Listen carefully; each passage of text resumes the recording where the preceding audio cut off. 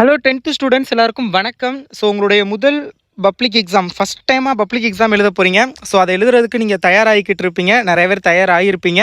So உங்களுடைய public எக்ஸாமை ரொம்ப ஈஸியாக்கிறதுக்கான 10th standard Tamil public exam question paper இப்போ நீங்கள் பார்த்துக்கிட்டு இருக்குது பப்ளிக் எக்ஸாமுடைய ஒரிஜினல் கொஸ்டின் பேப்பர் தான்.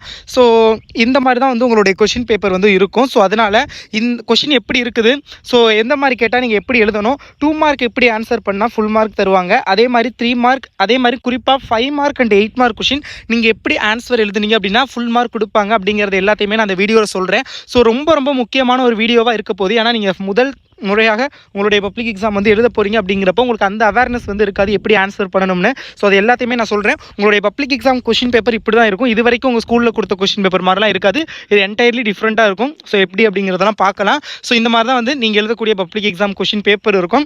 நீங்கள் நான் சொல்லியிருக்க இம்பார்ட்டன்ட் கொஸ்டின்ஸ் நான் ஆல்ரெடி சொல்லிட்டேன்ல உங்களுக்கு. இம்பார்ட்டன்ட் குருவினா, சிறுவினா, நெடுவினா, இலக்கணம் கொஸ்டின் எல்லாமே நான் சொல்லிட்டேன். அந்த இம்பார்ட்டன்ட் கொஸ்டினை மட்டும் நீங்கள் படிச்சிங்கனாவே டெஃபினெட்லி வந்து 95 மதிப்பெண்களுக்கு மேலே எளிமையாக எடுக்கலாம். ஸோ அதை நீங்கள் நல்லா படிச்சுக்கோங்க. நீங்கள் வாட்ஸ்அப் குரூப்பில் ஜாயின் பண்ணல அப்படின்னா டிஸ்கிரிப்ஷனில் கல்வி மினி சேனலுடைய வாட்ஸ்அப் குரூப் லிங்க் இருக்கும், மறக்காமல் ஜாயின் பண்ணிக்கோங்க. அதில் உங்களுக்கு வந்து தேவையான எல்லா model question paper, important question பேப்பரோடைய PDF ஷேர் பண்ணுவேன். ஸோ மறக்காமல் ஜாயின் பண்ணிக்கோங்க. அண்ட் இந்த வீடியோ டிஸ்கிரிப்ஷன்லையுமே வந்து 10th தமிழுக்கான இம்பார்ட்டன்ட் கொஸ்டின்ஸ் மாடல் கொஸ்டின் பேப்பரோடைய PDF லிங்க் கொடுக்குறேன். கிளிக் பண்ணி டவுன்லோட் பண்ணிக்கோங்க. ஸோ இப்போ வாங்க வீடியோக்குள்ளே போகலாம். கொஸ்டின் பேப்பர் எப்படி இருக்கும், ஆன்சர் எப்படி பண்ணணும்னு. ஃபஸ்ட்டு வந்து ஒன் வேர்டு நீங்கள் எழுத வேண்டிய அந்த 15 ஒன் வேர்டு கொஸ்டின் வந்து இருக்கும். ஸோ ஒன் வேர்டை பொறுத்தவரை நான் ஒரு மெட்டீரியல் வச்சிருக்கேன், இல்லை நீங்கள் உங்கள் புக் பேக்கை படித்தாலும் சரி. பட் அந்த லாஸ்ட் 5 கொஸ்டின்ஸ் அட்டன் பண்ணுறதுக்கு நீங்கள் மெட்டீரியல் உள்ளது படிச்சிங்கன்னா இன்னும் கொஞ்சம் ஈஸியாக இருக்கும். ஸோ அந்த மெட்டீரியலோடைய PDF லிங்க் நான் வாட்ஸ்அப் குரூப்லேயும் ஷேர் பண்ணிடுவேன். டிஸ்கிரிப்ஷனில் லிங்க் இருக்கும், உடனடியாக ஜாயின் பண்ணிக்கோங்க. PDF லிங்க்குமே நான் கொடுக்குறேன், நீங்கள் கிளிக் பண்ணி டவுன்லோட் பண்ணிக்கோங்க. ஸோ ஒன் வேர்டு அந்த மெட்டீரியலை படிச்சிங்கனாவே மேக்ஸிமம் வந்து உங்களுக்கு புக் பேக் வந்து ஒரு 12 கொஸ்டின் 13 கொஸ்டின் வரைக்கும் புக் பேக் எக்ஸ்பெக்ட் பண்ணலாம்.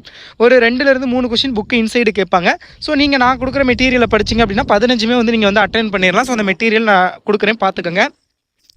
அடுத்தது ஒன் வேர்டுக்கு அடுத்தது பார்த்தீங்க அப்படின்னா உங்களுக்கு வந்து 2 மார்க் கொஷின், 4 2 மார்க் கொஷின் நீங்கள் அட்டன் பண்ணணும். கொஷின் நம்பர் 16லேருந்து 21 வரைக்கும் கேட்பாங்க. ஸோ இந்த 4 2 மார்க்கில் வந்து 21வது வந்து கம்பல்சரி கொஷின், அதாவது திருக்குறள் வந்து கேட்பாங்க. மனப்பாட திருக்குறள் உங்களுக்கு ஸ்டார் போட்டிருக்கும்ல, ஸோ அந்த மனப்பாட பகுதி திருக்குறள் எல்லாத்தையும் படிச்சுக்கிட்டாவே அந்த நீங்கள் கம்பல்சரி கொஷின் ஒன்று அட்டன் பண்ணிடலாம். அப்போ ஒரு 2 மார்க் கன்ஃபார்மு. பேலன்ஸ் உள்ளதுக்கு பார்த்தீங்க அப்படின்னா அந்த 17வது கொஷின் வந்து விடைக்கேற்ற வினா அமைக்க. ஸோ எப்படி அப்படின்னா ஃபார் எக்ஸாம்பிள் கிரேக்க அறிஞர் ஹிப்பாலஸ் என்பவர் பருவக்காற்றின் பயனை உலகிற்கு உணர்த்தினார். அப்போ பருவக்காற்றின் பயனை உலகிற்கு உணர்த்தியவர் யார் அப்படின்னு நீங்கள் கேட்டுட்டு ஒரு கொஷின் மார்க் போட்டுக்கலாம். ஸோ நீங்கள் எப்படி வேணாலும் கொஷின் கேட்கலாம், ஓகேங்களா? ஸோ அதனால் நீங்கள் வந்து அதை பார்த்துங்க. இதே மாதிரி தமிழ் மக்களின் வீரத்தை சொல்லும் கலையாக திகழ்வது புலியாட்டம் ஆகும். தமிழ் மக்களின் வீரத்தை சொல்லும் கலையாக திகழ்வது எது, ஓகேங்களா? இல்லை கலை எது அப்படின்னு நீங்கள் எப்படி வேணாலும் கேட்கலாம். கடைசியில் கொஸ்டின் மார்க் போடணும், அது ரொம்ப ரொம்ப இம்பார்ட்டன்ட், அதை பார்த்துக்கோங்க. ஸோ இது ஒன்று கம்பல்சரி அட்டன் பண்ணிடுவீங்க. அப்போ மனப்பாட திருக்குறள் ஒன்று படித்து அட்டன் பண்ணிடுவீங்க.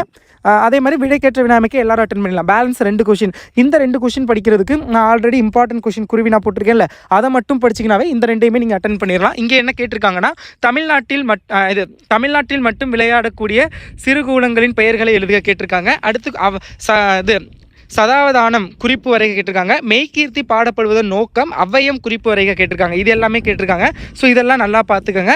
இது போக நான் இம்பார்ட்டன்ட் கொஷின் கொடுத்துருக்கேன், அதை பார்த்தாவே போதும், நீங்கள் அட்டன் பண்ணிடலாம். இது வந்து இம்பார்ட்டன்ட் ஒரு மாடல் கொஷின் பேப்பர் தான், இதை மட்டும் நீங்கள் பார்க்கக்கூடாது. நான் ஆல்ரெடி இம்பார்ட்டன்ட் கொஷின் சொல்லியிருக்கேன், அதை நல்லா பார்த்துக்கோங்க, ஓகே? ஸோ அடுத்தது 5 2 மார்க். இது வந்து அந்த இலக்கண பகுதிகளிலிருந்து கேட்பாங்க. ஸோ இதுக்குமே நான் ஆல்ரெடி இம்பார்ட்டன்ட் சொல்லிட்டேன். இங்கே என்னென்ன கேட்டிருக்காங்கன்னு பார்க்கலாம். நீங்கள் 2 மார்க்லாம் வந்து நீங்கள் எப்படி படிக்கிறீங்களோ, நீங்கள் எவ்வளோ சின்ன மெட்டீரியல் மினி மெட்டீரியல் படித்தாலும் ஓகே தான். ஸோ அதுக்கு ஃபுல் மார்க் கொடுத்துருவாங்க. பட் அந்த 5 மார்க் 3 மார்க் 8 மார்க் இதுதான் நீங்கள் எப்படி எழுதணும் அப்படிங்கிறது ரொம்ப இம்பார்ட்டன்ட், அதை நான் சொல்கிறேன். ஸோ இந்த கொஷின் ஊர் பெயர்களின் மருவை எழுத சொல்லியிருக்காங்க. பழமொழி நிறைவு செய்க. ஒரு பானை சோற்றுக்கு ஒரு சோறு பதம் நினைக்கிறேன். ஸோ அது அடுத்த அளவுக்கு மீறினால் அமிர்தமும் நஞ்சு. பகுபத உறுப்பிலக்கணம் ஒலித்து கேட்டிருக்காங்க. கலைச்சொற்கள் பேட்டன்ட் அண்ட் ஸ்டாம், அதுக்கான கலைச்சொற்கள் வந்து கேட்டிருக்காங்க, பார்த்துக்கோங்க. அப்புறம் தொகைநிலை தொடர்களை வகைப்படுத்துக. மரபு தொடருக்கான பொருளிலிருந்து தொடரில் அமைத்து எழுதுதல். ஸோ இந்த மாதிரி கொஸ்டின்ஸ்லாம் கேட்டிருக்காங்க, பார்த்துக்கோங்க. குறள் வெண்பாவின் இலக்கணம், ஆசிரியர் வெண்பாவின் இலக்கணம், இது 2யுமே நல்லா பார்த்துங்க. 2லேருந்து ஏதாவது ஒன்று கேட்க வாய்ப்பு இருக்குது. இங்கே குரல் வெண்பா கேட்டிருக்காங்க. அடுத்து அகைன் 3 மார்க் கொஷின் உங்களுக்கு வந்து சிறுவினா கொஷின். சங்க இலக்கியங்கள் காட்டும் அறங்கள் இன்றைக்கும் தேவையானவை என்பதை பற்றி எழுதுக. Very very important. இதை மொத்தம் நீங்கள் வந்து 2 அட்டன் பண்ணணும். அதில் ஒன்று வந்து பத்தி வினா, அதாவது இந்த மாதிரி ஒரு பேராகிராஃப் உரை பத்தியை படித்து வினாக்களுக்கு விடை தருக அப்படின்னு சொல்லிடுவாங்க. ஸோ இப்போ வந்து எப்பண்புகளை பின்பற்றி பொய்க்கால் குதிரையாட்டம் நிகழ்த்தப்படுகிறது அப்படிங்கிறப்ப போலச் செய்தல் பண்புகளை பின்பற்றி நிகழ்த்தி காட்டும் கலைகளில் பொய்க்கால் குதிரையாட்டமும் ஒன்றுன்னு சொல்லியிருக்காங்க. அப்போ நீங்கள் என்ன எழுதணும்? இங்கே என்ன கேட்டிருக்காங்கன்னா எப்பண்புகளை பின்பற்றி பொய்க்கால் குதிரையாட்டம் நிகழ்த்தப்படுகிறது அப்படிங்கிறப்ப போலச் செய்தல் பண்புகளை பின்பற்றி பொய்க்கால் குதிரையாட்டம் நிகழ்த்தப்படுகிறது அப்படின்னு நீங்கள் எழுதணும். ஓகேங்களா? ஸோ அதுக்கு ஒரு மார்க். ஸோ அந்த மாதிரி தான் பத்தி வினா நீங்கள் ஈஸியாகவே எழுதிடலாம். நீங்கள் அதை ஒரு தடவை வாசித்து பார்த்துட்டு என்ன கொஷின் கேட்டிருக்காங்களோ அதுக்கு ஆன்சர் எழுதிடலாம், அது உள்ள மாதிரி. ஓகேங்களா? ஸோ அப்போ ஒரு கொஷின் நீங்கள் அட்டன் பண்ணிடுவீங்க. இன்னும் ஒன்று படிக்கிறதுக்கு நான் இம்பார்ட்டன்ட் கொஷின் ஆல்ரெடி அப்லோட் பண்ணியிருக்கேன், அதை பார்த்துக்கோங்க. அந்த இம்பார்ட்டன்ட் கொஷின் சொல்கிறேன். நீங்கள் யூடியூப்பில் போய் 10th தமிழ் இம்பார்ட்டன்ட் கொஷின் கல்வி மினின்னு சர்ச் பண்ணிங்கன்னா நம்ம வீடியோ வரும், பார்த்துக்கோங்க. இல்லை அந்த இம்பார்ட்டன்ட் கொஷின் வீடியோவுமே நான் டிஸ்கிரிப்ஷனில் லிங்க் கொடுக்குறேன், நீங்கள் செக் பண்ணிக்கோங்க. ஓகே. அடுத்து அந்த இங்கே என்ன கேட்டிருக்காங்க அப்படின்னு கேட்டிங்கன்னா சங்ககால இலக்கியம் காட்டும் அறங்களும் சோலை காற்றும் மின்விசிறி காற்றும் பேசிக்கொள்வது போல் ஓர் உரையாடல் அமைக்க. ஓகேங்களா? ஸோ அந்த 2 கொஸ்டின் கேட்டிருக்காங்க, பார்த்துக்குங்க. அடுத்து நீங்கள் வந்து இங்கேயுமே அப்படி தான் 2 அட்டன் பண்ணணும். ஸோ அதில் ஒன்று பார்த்தீங்க அப்படின்னா உங்களுக்கு வந்து மனப்பாட பகுதி பாடல் வந்துடும். நீங்கள் மனப்பாட பகுதி பாடல் வந்து எல்லாத்தையுமே படிச்சுக்கோங்க. நிறைய பேர் இம்பார்ட்டன்ஸ் சொல்லலாம், பட்டு ஓகே. பட்டு 2 கேட் உங்களுக்கு ஒரு ஆப்ஷன் இருக்குது, 2 கேட்டு 1 எழுதுனா போதும் அப்படிங்கிறது. பட் முன்னெல்லாம் வந்து ஒன்று தான் கேட்பாங்க, 1 எழுதணும். பட் இப்போ 2 கேட்டு 1 எழுதலாம். மேபி அதனால் இம்பார்ட்டன்ட் கொஸ்டின் படிக்கணும்னா படிச்சு உங்கள் ஸ்கூலில் சொன்னால். பட் என்னை பொறுத்த வரைக்கும் all the memory poems cover பண்ணுறது பெட்டராக இருக்கும். ஏன்னா இதில் நம்ம ரிஸ்க் எடுக்க வேண்டாம். ஸோ அதனால் எல்லா மெமரி போயமே நல்லா படிச்சுக்கோங்க. அதை தாண்டி கொஷின் பாருங்கள், செய்யுள்ளிருந்து தான் கேட்குறது. சித்தாளின் மனச்சுமைகள் செங்கற்கள் அறியாது இடம் சுட்டி பொருள் விளக்கம் தருக கேட்டிருக்காங்க. இடம் எழுதி பொருள் எழுதி விளக்கம் எழுதணும். தமிழையும் கடலையும் இரட்டொரு மொழியும் பாங்கு கேட்டிருக்காங்க. அருளை பெருக்கி என தொடங்கும் நீதி வெண்பா பாடலும் மாற்றம் என தொடங்கி சாலை என முடியும் காலக்கணித பாடல் கேட்டிருக்காங்க. ஸோ பார்த்துக்கோங்க. ஸோ இதெல்லாம் தான் வந்து உங்களுக்கு வந்து ஒரு இம்பார்ட்டண்ட்டான ஒரு இது கொஷின்ஸ்னு இதை தாண்டி இந்த மாதிரி தான் கேட்குறாங்க. ஸோ இப்போ நீங்கள் 3 மார்க் எழுதுறீங்களா, இது வரைக்கும் ஓகே, நீங்கள் எப்படி வேணாலும் எழுதலாம். பட் 3 மார்க் எழுதலை, நீங்கள் புதுசாக ஒரு பேஜில் வந்து ஸ்டார்ட் பண்ணுங்கள். அப்படி தான் எல்லாமே அப்படி தான். 1 வேர்டு எழுதுறீங்களா, அடுத்து 2 மார்க்கு ஒரு புது பேஜில் வந்து ஸ்டார்ட் பண்ணுங்கள். அது 2 மார்க் முடிச்சதுக்கப்புறம் இலக்கணம் வரைக்கும் முடிச்சதுக்கப்புறம் 3 மார்க்கு ஒரு புது பேஜில் ஸ்டார்ட் பண்ணி ஹெட்டிங் வந்து கொடுத்துருக்கீங்க. என்ன இருக்குது, பகுதி 3 அப்படின்னு இருக்கா, அதை எழுதிட்டு நீங்கள் கொஷின் நம்பர் போட்டலாம். அந்த பகுதி வந்து போடுங்க, பகுதி பிரிவு அதெல்லாம் வந்து போட்டு எழுதுங்க, அது கொஞ்சம் நீட்டாக இருக்கும். ஸோ ஓகேங்களா? அதெல்லாம் போட்டுட்டு அந்த கொஷின் நம்பர் இப்போ ஒரு கொஷின் 3 மார்க்குங்கிறப்ப வந்து அந்த கொஷின் வந்து ஆஃப் பேஜ்லேயே முடிச்சிருச்சுன்னு வச்சுக்கோங்க. நீங்கள் அதுக்கு கீழே அடுத்த கொஷின் ஸ்டார்ட் பண்ணாமல் ஒரு புதுசாக அடுத்த பேஜில் வந்து ஸ்டார்ட் பண்ணுங்கள். இல்லை அந்த கொஷின் வந்து ஒரு பக்கம் வந்துச்சுன்னா பெட்டர், ஒரு பக்கம் வர மாதிரி எழுதுங்க. இல்லை 1.25 பக்கம் மேக்ஸிமம் அப்படி வராது. ஒருவேளை வந்துச்சு அப்படின்னா அதுக்கு கீழே வந்து அடுத்த கொஷின் ஸ்டார்ட் பண்ணிடலாம். பட் அந்த அரை பக்கத்துக்கு மேலே போகையில் அதுக்கு கீழே எழுதாமல் அடுத்து புதுசாக ஒரு பேஜில் எழுதுறது அடுத்த கொஷினை பெட்டராக இருக்கும். ஸோ அதெல்லாம் கொஞ்சம் பார்த்துக்கோங்க. ஓகே. ஸோ அடுத்தது பார்த்தீங்க அப்படின்னா உங்களுக்கு வந்து வேறு என்ன கேட்டிருக்காங்க, வேலோடு நின்றான். ஸோ இந்த வந்து அணி வந்து கேட்டிருக்காங்க. ஸோ இது வந்து ரொம்ப ஈஸியானதான். அகெயின் ஒரு 3 மார்க் அட்டன் பண்ணணும். 1 வந்து அணி. ஸோ அணி வந்து நீங்கள் ஈஸி தான். ஓகேங்களா? அணி, அழகீட்டு வாய்ப்பாடு, இது எல்லாமே நல்லா பார்த்துக்கோங்க. அப்புறம் பாட்டு கொடுத்து தொகைநிலை வகைகளை குறிப்பிட்டு விரித்து எழுத சொல்லியிருக்காங்க. இதெல்லாம் அணி வந்து நான் சொன்னதை மட்டும் படிச்சுக்கோங்க. அதே மாதிரி தான்.